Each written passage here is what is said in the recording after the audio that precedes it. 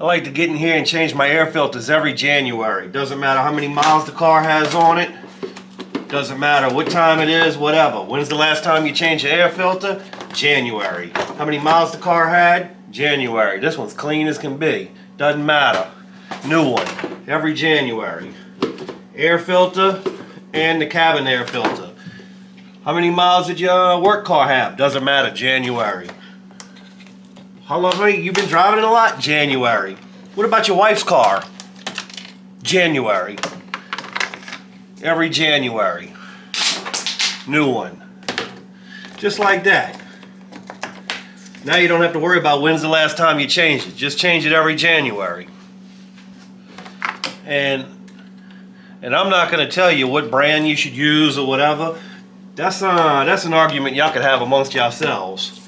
But if you change it every January, it really doesn't matter what you use, huh?